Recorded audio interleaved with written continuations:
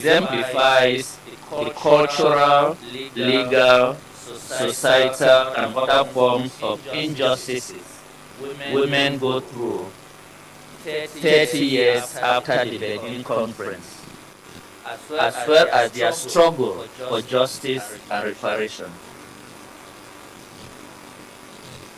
In 2021, I came back to Western Kenya to bury my husband. In the local culture, if the husband dies, the widow is expected to remain in the family's home state, explains Goretti Ondola. She continued, as part of the family, you are expected to live with your mother-in-law if you don't have your own property. But they wouldn't give me food. Everything I came with from Nairobi, clothes, household items, were taken from me and divided between the families. Excellencies, dowries, a transaction of money or livestock from the groom's to the bride's family, are still common in Kenya, as is the case in many African countries. The dowry paid to Ondola's family trapped her in a life of abuse for nearly 20 years after her husband's death. In late 2020, they beat her up so badly that she was hospitalized and unable to work. In rural Kenya, people are often hesitant to go to the local law enforcement. Ondola reached out to a local human rights defender instead. And she said, the human rights defender helped me get to the medical center and report the case to the local police station. When I reported the case, the police said they didn't have a vehicle to go and arrest the culprits. I also learned that the perpetrators had already contacted the police. They even forged an agreement in my name to withdraw the case, but I cannot even write, recalls Ondola. Karen Omanga, a human rights defender, assisted Ondola to report the issue to the local police commander and the courts. However, knowing that community disputes in that area are often settled outside state legal channels, she appealed to the local elders as well. I was almost arrested when confronting the officer in charge, explains Omanga. This is a human rights defender. But I knew the community would be against her, so I started an alternative dispute resolution process while pushing the case to court. There were a number of irregularities with how the case was handled, so I ensured these were made clear to the magistrate and the prosecutors. Excellencies, Ondola's case was finally, fortunately, settled outside of court with an agreement that granted Ondola her own property and land title, and the perpetrators had to pay fines to avoid prison sentences. She said, "It is like beginning a new life after 20 years, and my son is feeling more secure. I'm thinking of planting some trees to safeguard the plot and building a poultry house. In our home, I want a kitchen to make life a bit more comfortable," says Ondola. Excellencies, honorable judges, this story is not an isolated story. It is a story that resonates across the continent. It is a story I am sure almost all of us can associate with. or have come across. Dear friends, we can change the narrative.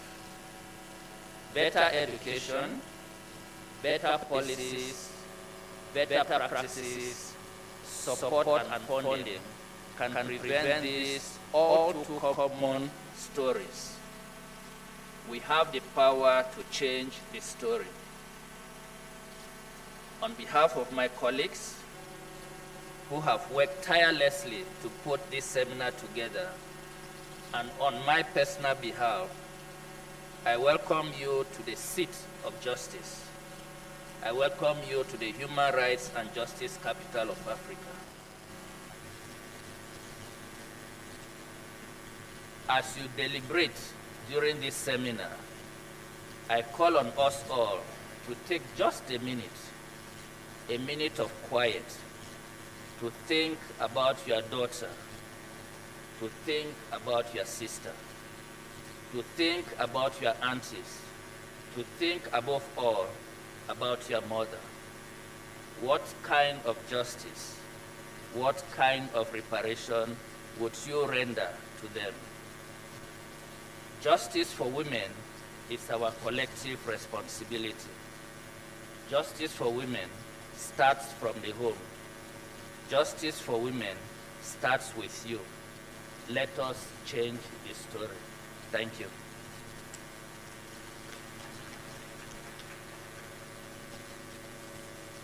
Merci, Dr. Renaud, vos mots. Madame la Présidente, vous avez la parole, s'il vous plaît.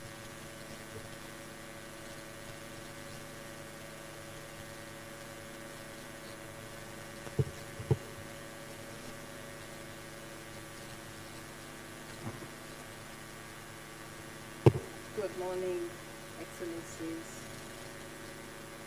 Lordships and Lordships. And allow me also to stand on by existing protocol to save time.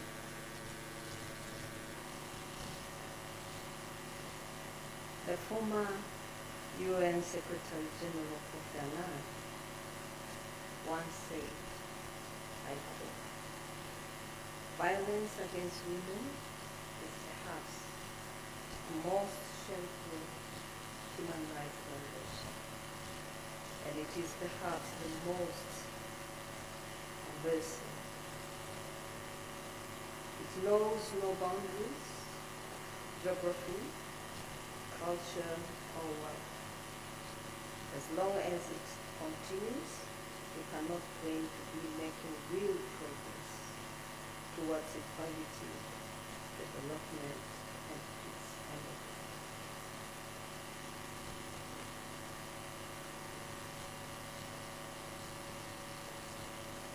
Excellencies and distinguished participants, today we come together to engage in a critical dialogue about how we as members the judiciary, alongside other key stakeholders, can contribute to building societies where justice is not merely an inspiration, but a tangible reality for all, especially women.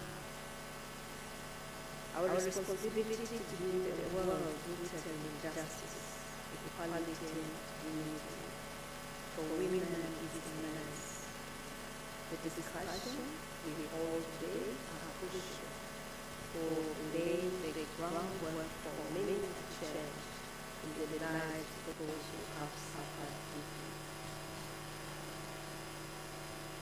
The theme of this judicial seminar, rendering justice for women through reparations, aligns seamlessly with the African Court on Human and People's Rights 2025 theme, Advancing Justice through Reparations, which itself is extracted from the African Union theme of the year, that is justice for Africans and people of African descent through reparations. These themes underscore the critical role of reparation in ensuring justice and accountability for historical injustice. Today we will from the discussions held yesterday, or some of the speeches held yesterday during the opening session, where the theme of advancing justice through reparation is introduced as a critical pathway to healing and justice. It is important to recognize that justice remains incomplete without addressing the disproportionate harms as women face often with little to no remedy or compensation. From conflict zones to workplace, from rural village to bustling cities, women continue to face barriers to justice and struggling to obtain liberation from the harms they have suffered.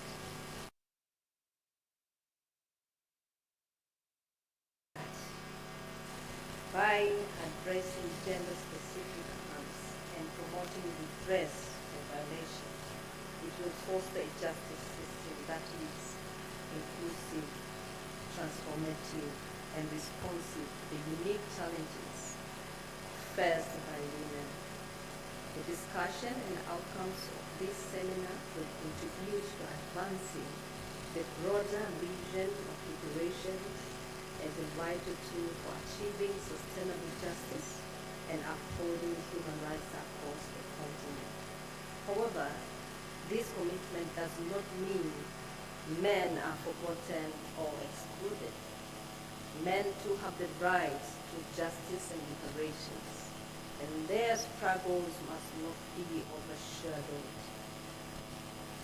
True progress is achieved when we uplift everyone, recognizing the unique challenges faced by all genders and ensuring no one is left behind in the pursuit of justice and healing.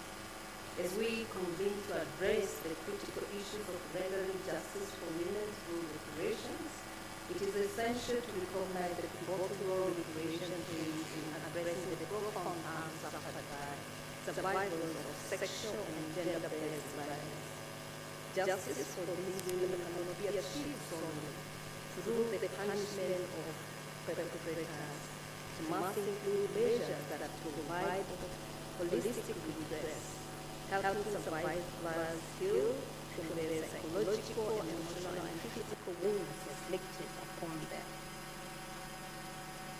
Justice for women through reparations must extend beyond financial compensation, encompassing a wide range of actions such as rehabilitation, public acknowledgement of harm, formal apologies, and structural reforms aimed at preventing future violence. Ladies and gentlemen, effective reparation should provide the necessary support to help survivors full recovery, integrate into society, and rebuild their lives with dignity and agency. Let this seminar serve as a call to action for all of us to ensure that reparations are central to our pursuit of justice for women, creating a more justice and equitable future for all. Excellencies, honorable judges, and distinguished guests, in both the International Human Rights Framework and International Criminal Law, the right to its remedy includes the obligation of states to provide victims with access to justice and reparation. It also emphasizes the state's duty to prevent, investigate, punish, and provide reparation for violence against women. These rights are enshrined in key international instruments, including the Universal Declaration of Human Rights, the International Convention of Civil and Political Rights, the Convention of the Elimination of All Forms of Discrimination Against Women, CEDAW, the Declaration on the Elimination of Violence Against Women. The African Charter, or also the African Charter on Human and People's Rights, and Protocol to the African Charter on Human and People's Rights on the Rights of Women, the Maputo Protocol. These instruments emphasize the importance of reparations in addressing human rights violations and call for remedies that go beyond mere compensation to include measures that restore dignity, promote equality, and foster social reintegration. The African Court, as a custodian of human rights, has a crucial role in ensuring that reparations are gender sensitive and take into account the unique experiences of women and girls who have endured gender-based violence. We bear the responsibility of not only interpreting the law, but also shaping jurisprudence that ensures redress to victims, promotes conciliation, and strengthen accountability of state to address historical and contemporary injustice. The landmark case such as associate the AfCHPR and the Institution for Human Rights and Development in Africa, Reparations Republic of Tanzania, application number 046 of 2016. It highlights the court's steadfast commitment to advancing justice for women and addressing systematic inequalities. In this case, the court affirmed its dedication to uphold the principles of the Maputo Protocol, particularly by condemning Mali's family code provision that violated women's rights concerning marriage, consent, and inheritance, by requiring Mali to amend its law to align with international human rights standards.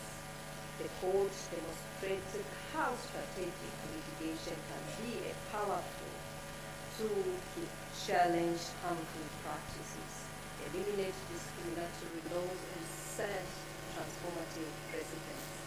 This decision not only addressed specific violations, but also reinforced the importance of reparative justice as a means to rectify historical inequalities and promote gender equality across the continent.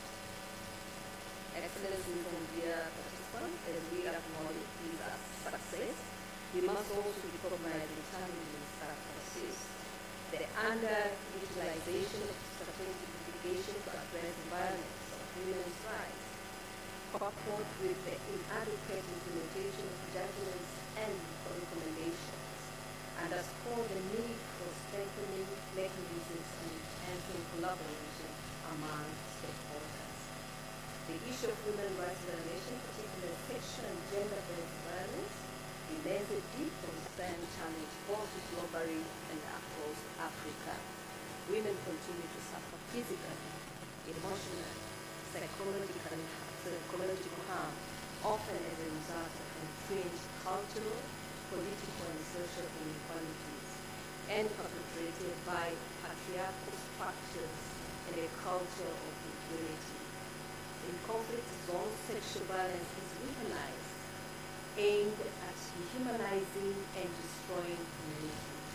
Yet, these violations are not limited to conflict, but extend into everyday life, manifesting in domestic violence, trafficking, and harmful traditional practices.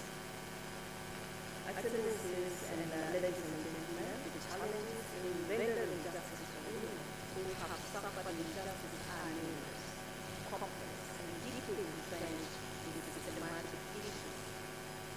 While various frameworks exist to protect women, they are often undermined by lack of implementation and access. Many women face insurmountable barriers such as limited awareness of their rights, financial constraints, inadequate legal documentation, and intimidation they endure from perpetrators. Furthermore, law enforcement agencies often fail to conduct thorough investigations or prosecute cases of gender-based violence effectively. The justice system itself frequently lacks the necessary sensitivity and expertise to address such cases. leaving survivors feeling disempowered and disillusioned. In many instances, particularly in conflict zones, perpetrators of gender-based violence go unpunished, reinforcing a dangerous narrative that these crimes are not serious enough to warrant justice. Meanwhile, survivors are left without adequate support, reparation, or avenue for healing. This failure to hold perpetrators accountable perpetuates a cycle of violence, further exposing harm and deepening societal inequality.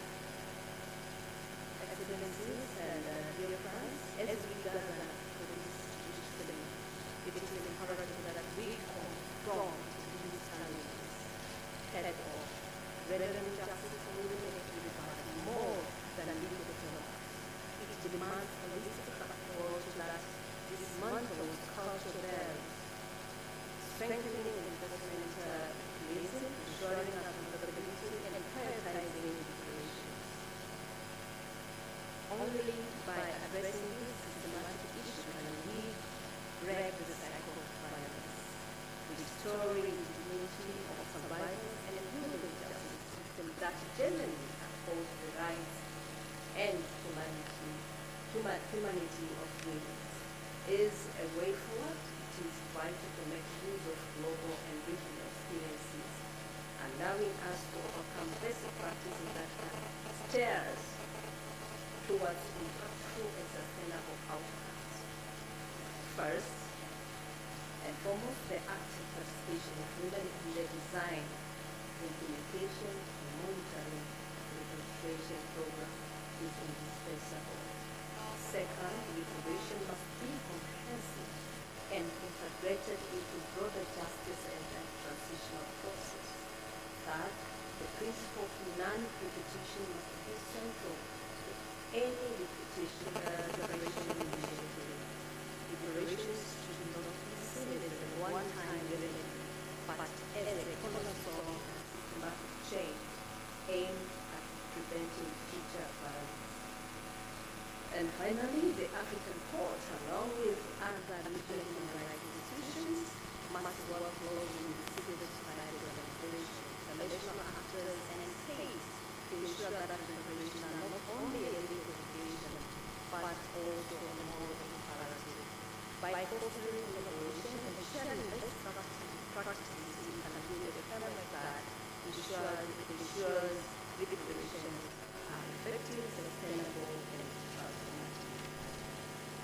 Excellencies, through these collective efforts, we can create a future where justice for women is not only achieved by becoming a driving force for societal change, ensuring that unity, rights, and agency of women are held and protected for generation to come.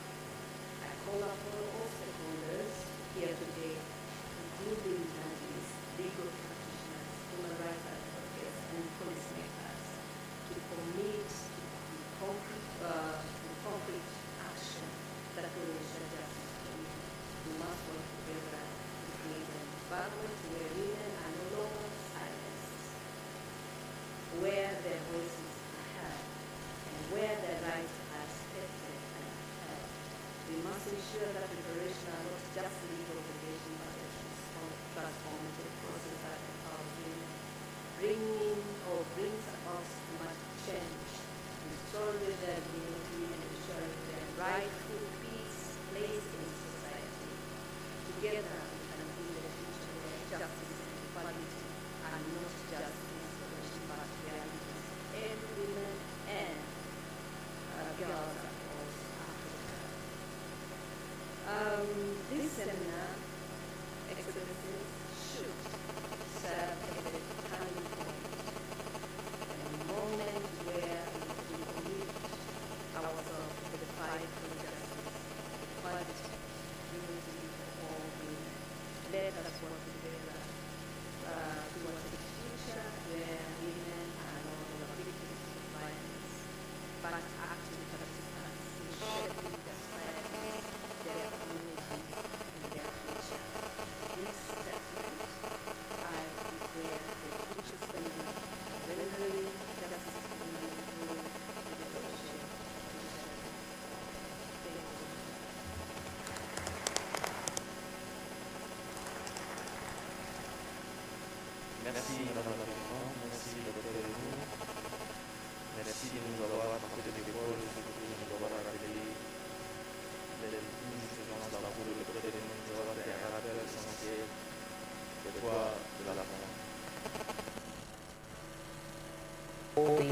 rights. This was the introductive session, the only session of the seminar. Now I give the floor to the Director of Programs, who will read the rest of the program for today. Thank you to everyone.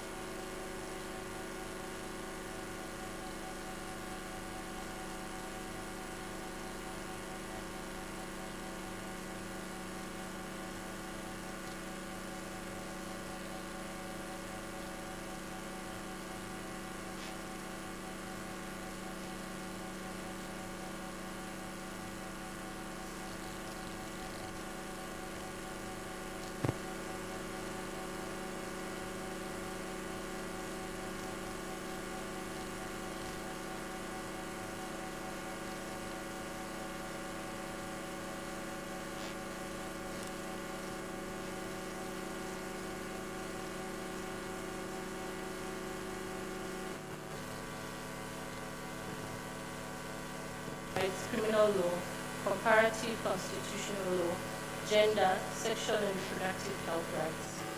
She's a former dean of the Faculty of Law at the University of Nigeria, Enugu campus. She holds a PhD, an LLM, an LLB, and a diploma in gender studies, peace and conflict resolution.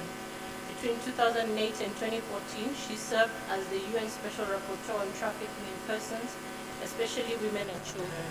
She also served from 2019 to 2021 on the UN Secretary General Advisory Board on Sexual Abuse and Exploitation and was a board member of the UN Trust Fund for Victims of Trafficking. She has received numerous national and international accolades, including Nigerian government's Officer of the Order of Niger. In 2006, in 2022, she was listed as one of the 100 women of impact worldwide. She's a winner of the National Human Rights Award and the 2022 Civil Society Award of Excellence, jointly awarded by the UNDP, UN Women in collaboration with embassies of the USA, Germany, France, EU delegation, and the British Commission.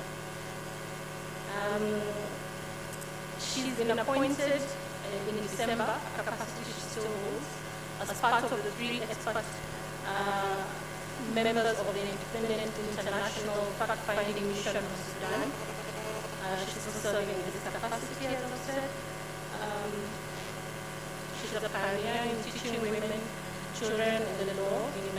She started teaching women, children in the law as an academic in 1997 and has over 100 academic articles and books. She's the founder of the Women's Aid Collective and Tamar SAR, which collectively have provided in the last 27 years over 62,000 free legal aid to women and children in difficult circumstances, including victims and survivors of sexual and gender-based violence. Well, ladies and gentlemen, I think you can appreciate the gravity of my task here, which is to try and navigate us through an hour where we try and get as much information from the expert that we have before us to help us formulate recommendations to support the AU process. The way I have shorter than an hour. Professor Lulu is going to take us through her presentation for 25 minutes, and then I'll open up the floor for comments and questions. I'll start with the participants present here, and then give the online participants a chance. And we request that you type your comments, and the technicians will assist us to read them out in the interest of time. That's the request to the online participants.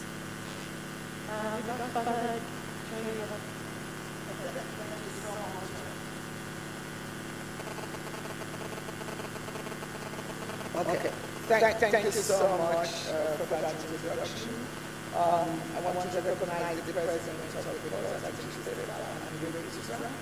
thank you, the entire team of the African Court and judges for bringing us together here to discuss a very, very important topic about reparations and the gender dimension. This morning I will speak into historical injustices and systemic violations affecting women and girls, and making a case for reparations. I think I just tried to summarize my almost 30-page paper into about 22 slides. I thought you said that I could change it like this today. It's not turning. Okay, now it's it. Okay.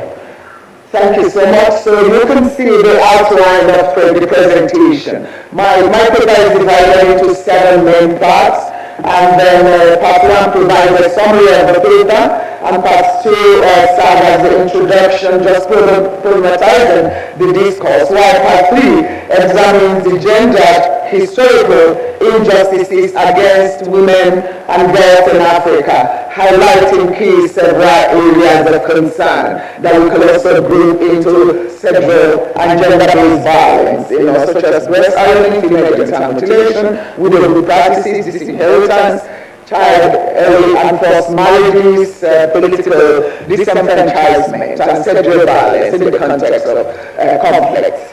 Part 4 delves into the core of the paper, exploring the concept and legal framework of reparation that is grounded in international and African normative framework. It examines the two-main dimension of reparation to it, substantive and procedural, as well as other forms of reparation, financial and non-financial. Part 5 focuses on detail on how reparations can be applied to achieve gender justice for women and girls who are victims and survivors of historical and systemic violation. Chapter 6 and 7 present studies, findings, recommendations, and conclusion. So, is it that you have to turn it to me? I don't know. Okay. This is I think I'm done with the outline, so that you know, in case I don't, you know that this is a broad topic, and this scope is quite wide, and like I said, I'm trying to translate these slides. So why am I having these issues? Is it that it's far from me, this thing? Because I need to just move to the next slide. Okay. Maybe if I send the next slide, you can help me or something, because it's far away. I can't even see it. What we need to, I believe people like that are seeing it. I don't know whether I should even be standing to make the presentation. I will have been standing better. So this paper, what I tried to do was to explore the historical injustices and systemic violations that have disproportionately impacted women and girls in various African societies. I tried to raise important questions about what constitutes justice. The argument presented here goes beyond gender violations that occurred in colonial times.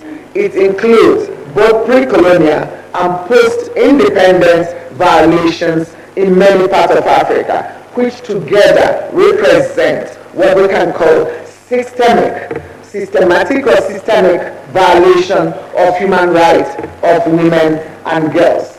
The historical and systemic violation addressed in this paper, we already said, includes things I've earlier mentioned, and including when you look at sexual exploitation, trafficking, and we talk about slavery that happened over 200 years ago. Then we have also modern forms of it, and how are we making reparations, and how are we remedying these wrongs that constitute gross violations of women's rights.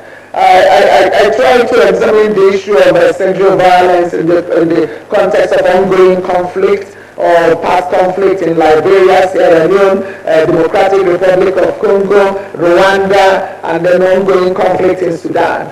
Again, the practices identified as constituting sexual and gender-based violence have also led to severe physical, sexual, psychological, and socioeconomic consequences for women and girls. So this paper, through the analysis of relevant case studies, please can you maybe turn to more, maybe to 4 now.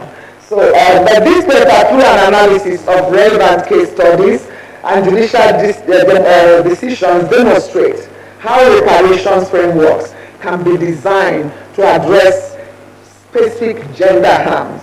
It offered practical solutions for repairing the damage inflicted on women and girls. Additionally, the paper explores how reparation can be made gender sensitive, ensuring that remedial measures tackle the unique and intersectional suffering caused by systemic violation. Ultimately, this paper advocates for gender-sensitive reparation as a vital tool for advancing gender justice, healing, reconciliation for women and girls. Really also looking at the issue of trying to problematize this discourse. We know that women and girls in Africa have undeniably faced historical and systemic violations that persist to date, often without effective remedies to address it. The ongoing injustice continues to obstruct realization of recognized human rights of women. So when examining historical injustices, for interpreters, okay, thank you. Thank you. So when examining historical injustices, questions arise about what qualifies as such. Is it defined by duration of violation or its prevalence, whether it's state sanctioned, or the nature and context of the act itself? For instance, slavery is clearly recognized as a historic injustice. While many harmful cultural practices may fit within this historical context, it remains uncertain whether sexual violence committed in modern wars or conflict over the past 3 decades qualify as historical injustice. The plight of comfort women during World War I and II, now acknowledged as a historic injustice for which reparations have been made. However, debate continues regarding admission of guilt, apologies, and reparation from countries involved. So, when discussing systemic violation, it is important to acknowledge the complexity of the issue. These violations include modern forms of discrimination, such as widespread sex discrimination in laws and practices. This encompasses harmful practices that we all know. Additionally, includes discriminatory practices that we see even in modern laws when sanctioned by state. So the argument presented here, and I must underscore this point, extend beyond the gender violation that occurred during colonial times. It encompasses, like I said, both pre-colonial, colonial, and post-independence violation of human rights. That it is clear that because when we think of history and even pre-colonial times, they are not free from sexist and patriarchal ideologies that still inform even state laws and how they affect and their consequences on women and girls. I know when we discuss reparations in Africa, we tend to just talk about colonization. Of course, that affected both men and women. But when you take the context of women and gendered also dimension of it, you will find that it is continuing from that historical injustice to is translating to the discrimination we have in de jure and de facto. So I'll move on quickly to part 3 of the discussion, which is considerations of gendered and historical injustices. We all know about these practices, so I wouldn't go into details, and that's why I listed them, like issue of breast ironing.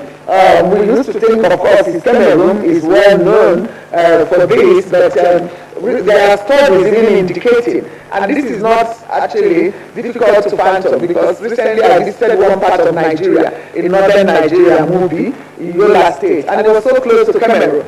And there's another state in the southeast where I come from, it's also like few hours, then you are in Cameroon. To say that when you see that this practice happen in Benin, in Burkina Faso as well, in Cameroon, in Nigeria, in Togo, and some other parts. There are studies that have shown that, but we know that it is prevalent or pervasive in Cameroon.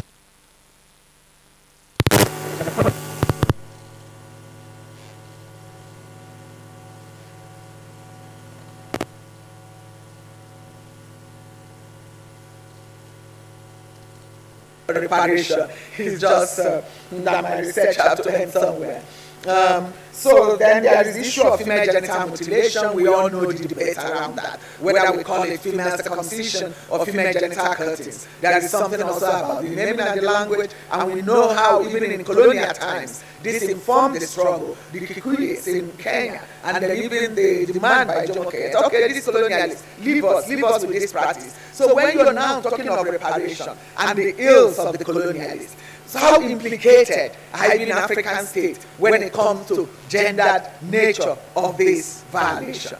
I think we know about the clause that they have to fashion even in colonial times in order to strike down some obnoxious practices, that including those affecting women. When they say if it's repugnant to natural justice, equity, and good conscience, then it can't stand. We know about practices of killing of twins, so it has evolved.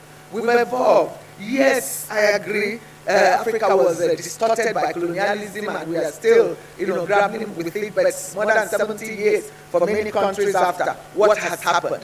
And we have a very fair system that treats women and men the same in all sectors of life. So the issue of widowhood practices I made, bonded wives and slave-like practices. And these things are still going on. There is a recent, it was just made such a social media last year in Nigeria about some bonded wives in certain parts of Nigeria across River State. And people were shocked that this practice is still going on. And we are talking about slavery ending. I was a UN Special Rapporteur on trafficking in persons. And I recall visiting Cambridge, was also supporting my mandate, and Oxford within that. And when I went to Cambridge and St. John's College, and I saw the status of William Wilberforce, Thomas Clarkson, and they all went to St. John's College. And I looked and I said, look, if these men who fought to end slavery know that we still have modern form of slavery, they will certainly be turning in their graves. So when we look at it historical, we think of the present day systematic discrimination that continue. I looked at the issue of child marriage and forced marriages, and also what is tantamount to even the slave-like practices and trafficking. Other cultural practices were examined. With regard to political disenfranchisement, it's very interesting. Actually, women benefited from colonialism when it comes to that. Because if you look at the Western world and the rise of feminism and the struggle were all centered around women's right to vote. So by the time they came to us, women were already recognized as femmes, so based on English laws. But then they differed also to the men who were like saying, okay, no, in our culture we treat women as chattels. Women follow their husband, so they must not inherit. Even though the English law, property law of 1887, already recognized women as a firm soul capable of owning property in their own right. We know the situation still today with regard to customary ownership, with regard to secession, with regard to issues of chieftaincy matter, with regard to discrimination and systemic and patriarchal nature of this discrimination that persists to date. So that's, for example, I gave Nigerian example. By 1960, when we gained independence, women already had right to vote. But Northern Nigeria said, no, we don't want our women to vote. So Southern women enjoyed that vote. From 1960, women in Northern Nigeria as a bloc didn't vote until 1979. So in this case, who do you hold responsible? So I went into reparations, and it's telling me the time now. So, but the discussion you can see, let me quickly just follow this. The concept you already know, and we know they are rooted in international standards. We are not reinventing the wheel. And whether you're looking at international and in regional standard, right to effective remedy is there on the African Charter, on the protocol to the African Charter, on rights of women in Africa, is actually even more direct. Even Article 1 and 7 of the African Charter speaks to it. We know what the African Commission has done with regard to this, and I believe that the commissioners here will speak more to this when they are given the floor.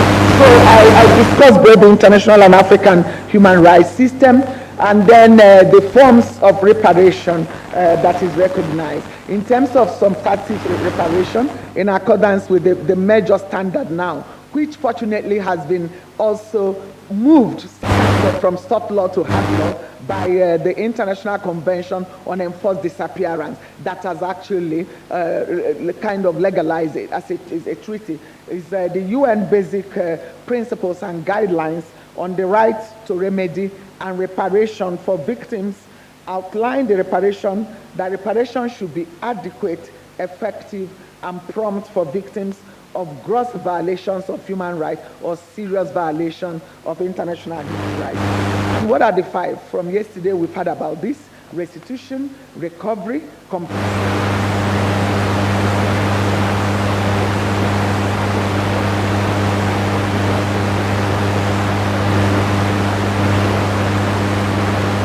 Have to claim reparation, and I see this in a lot of cases on trafficking. They have left the country, and then the reparation or compensation is going on in that country. If they don't have right to entry, for example, they wouldn't know. If they don't even have right to information, they won't even know. So all of these are part of what constitutes the procedural right that victims also need in order to have right to access to information, legal aid and assistance, entry permit, and it can be extended.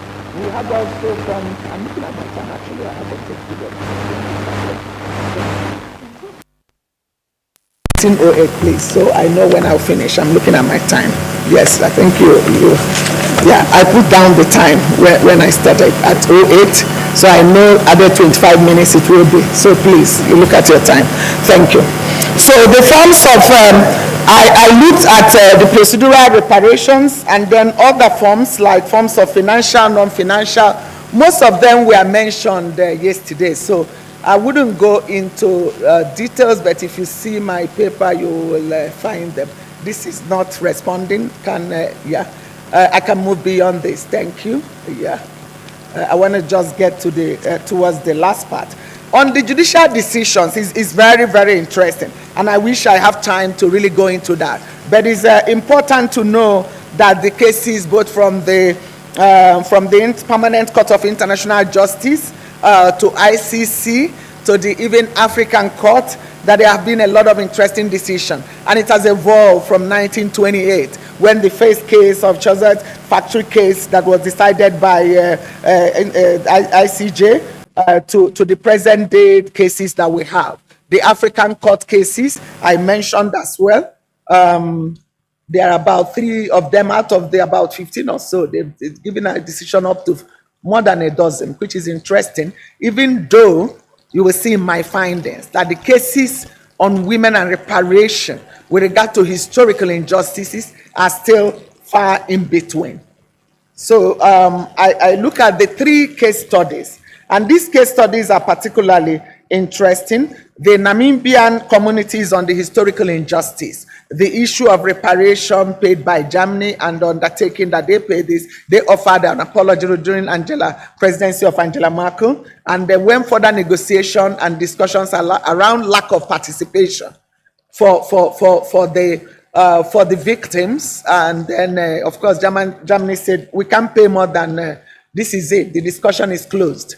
It's interesting, again, talking about participation rights, and it's part of what I put out in my recommendation. We might all be familiar with this case of Sarah Baartman from South Africa. Sarah Baartman was brought to Europe seemingly on the false pretense by a British doctor, and she was just used for freak shows, and moved from Britain to France, and then finally she died, and it was during Mandela's time that her remains was brought back to South Africa. You will see that today she's seen by many as the epitome of colonial exploitation and racism, of the radical and commodification and sexual objectification of black women.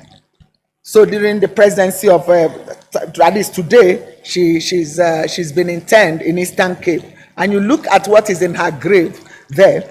The significance of Sarah Baartman is indisputable in the context of reparations discourse. Her story, history, journey, legacy, make her a symbol of victims of slavery, racial discrimination, and gender oppression in South Africa and beyond. And BBC did a documentary in 2016 that you can still find online, quite revealing. So I looked at the case study 3, and the case study 3 is on Kazimi Estate and Islamic Republic of Iran. Also very interesting case, because here a Canadian journalist, freelance photographer went to Iran, and then she was arrested, detained, and sexually assaulted, and she finally died while there. And then the son tried to apply that they bring her remains back to Canada for burial, and they refused. And then they later on instituted an action. This happened in 2003. They instituted an action in 2006 in Quebec. And then the decision moved on from immunity by Iran to the court deciding finally, I'm still looking at my time, deciding finally that the estate actually have right. And what they decided is very interesting. He said, under international law generally, the protection for and treatment of individuals as legal subject has evolved dramatically.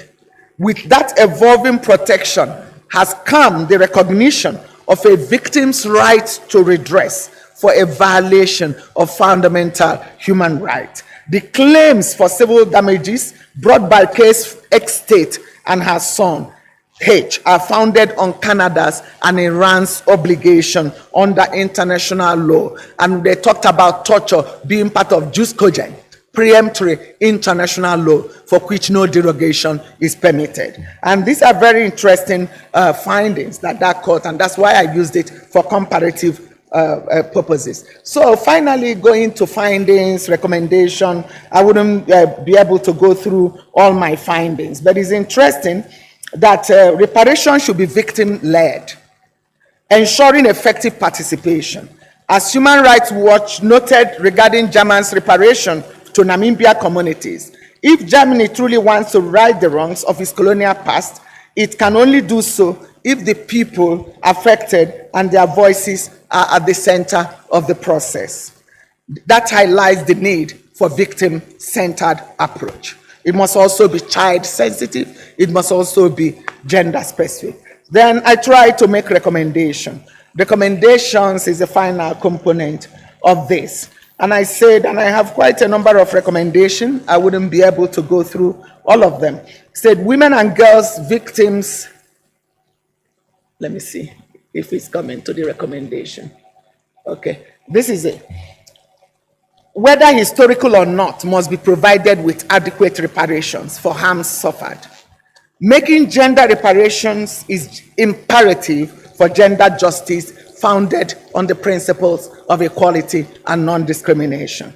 In negotiating reparation, women and girls affected must be on the negotiating table in accordance with the UN Security Council Resolution 1325.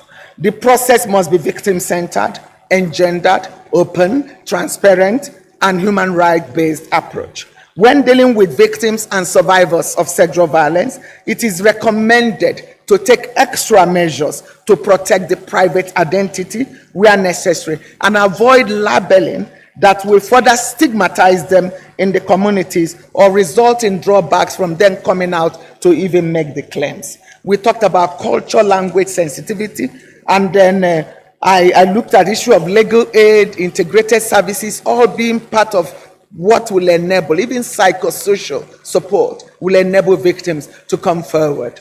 So state shall ensure that laws, mechanisms, procedures are in place to enable victims assert their right.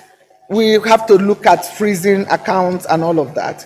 So finally, conclusion. This my, I think this my remote. So finally, in conclusion, I'll try again. Yeah, but it's working now, I think. Oh, it started from beginning again. Well, this is conclusion, yeah. So in conclusion, I think we can all look at where we are. The aftermath of violation against women and girls can be severe and long-lasting and it should never be underestimated. Victims often endure physical, mental, emotional, financial harm, some of which they can never fully recover from.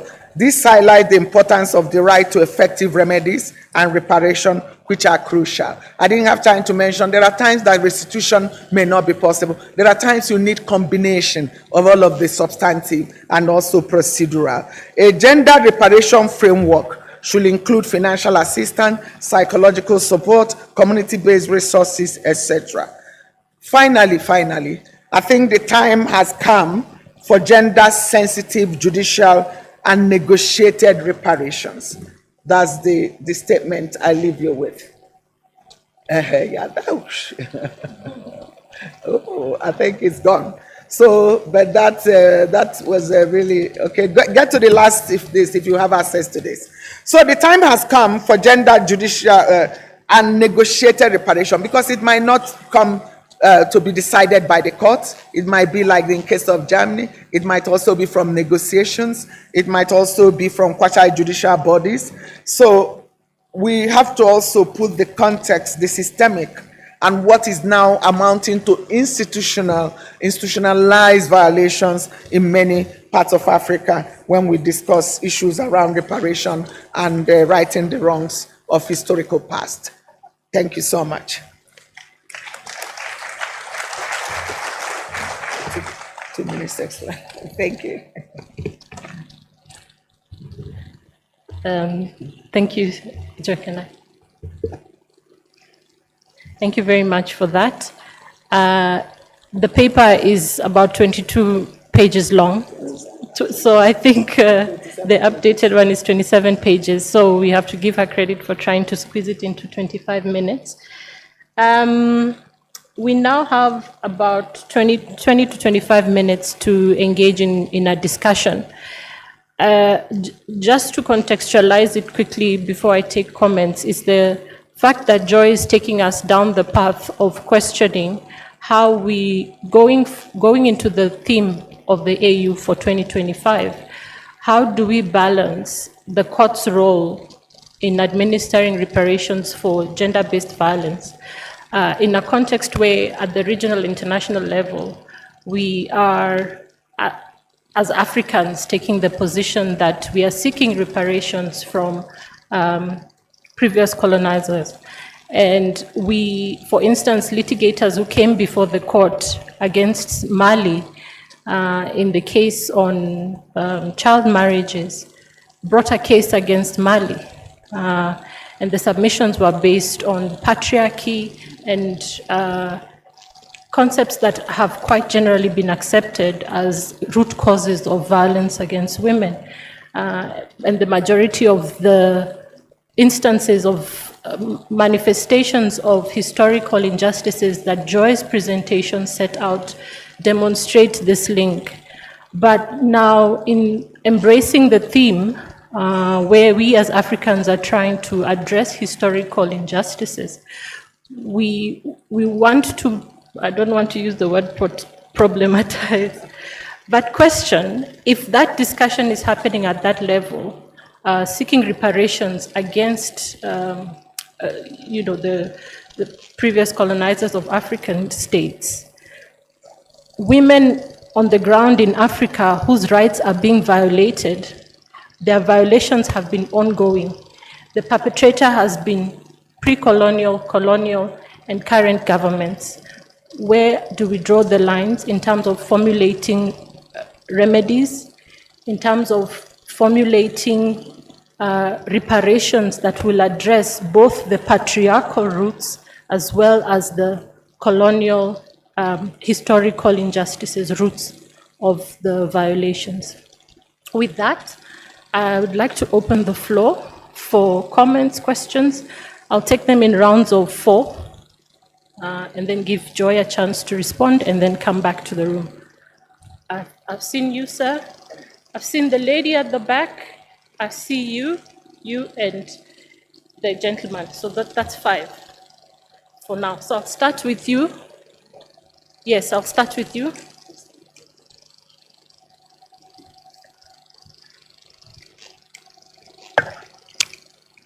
Thank you. Thank you very much. I am Sabelos Banda, advocate from Cape Town, South Africa. Thank you for the presentation. I'm just wondering on several levels. You talk about historical injustices. Is it not in actual fact correct that these are ongoing injustices and we are a reflection now of the continuation of those injustices? And then you mentioned the issue of widowhood and how it discriminates against women. I'm just wondering how you would contextualize the aspect that this woman who has been widowed is in the man's family, where presumably the mother of the man is there, the sisters of the men are there, the aunties of the men are there. To what extent would we then say they are also complicit in this particular aspect as regards the treatment that is meted out to this particular woman? And would you consider matriarchal societies, because Africa has examples of matriarchal societies, would you consider them as discriminatory against men? And then you mentioned Sarah Batman. Definitely that was an evil thing to do.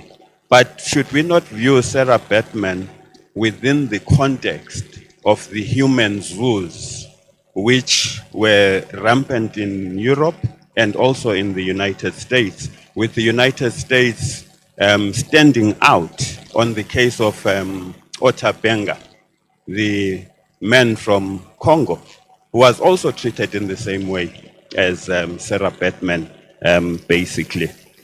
And when we talk about the women negotiating reparations, whom are they negotiating with?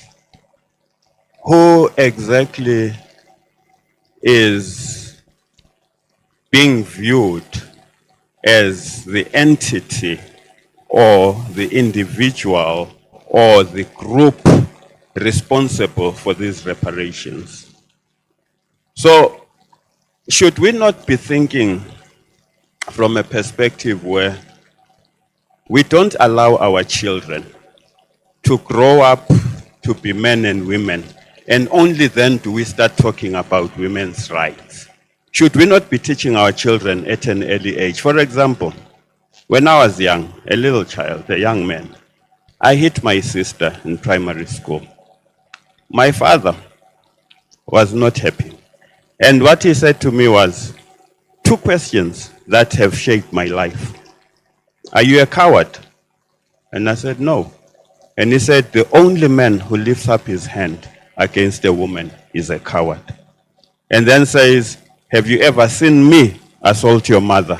And I said, no. So basically, I would love to understand those particular aspects, especially how we differentiate, especially when it comes to the enslavement and the colonial experience, how it differentiates from men also seeking their reparations as against the African family seeking reparations. Thank you so much. All right, thank you. You got those right. Can I please ask that you keep it to one question so that we can get more participants to comment? Yes, at the back. Si, merci au panel. Je suis Fatima Karadja du Conseil national des droits de l'homme de l'Algérie. Je ne viens pas du monde de la justice et du droit comme la plupart d'entre vous ici. Je viens du monde de la psychologie et des sciences sociales. Et à ce titre, il y a deux affirmations qui sont à prendre en considération à mon sens. La première, c'est que les traumatismes collectifs ou individuels se transmettent, ils ne meurent pas, ils ne s'arrêtent pas avec la personne. Ils se transmettent de façon transgénérationnelle et leur impact est subi de génération en génération. Ça, c'est la première affirmation qui va justifier les questions de réparation. Ils ne s'arrêtent que lorsqu'il y a réparation. La deuxième affirmation, c'est la tendance prédictive de la reproduction de la violence. Elle se reproduit si on ne casse pas le cycle par une réparation holistique. La violence reviendra et se reperpétuera.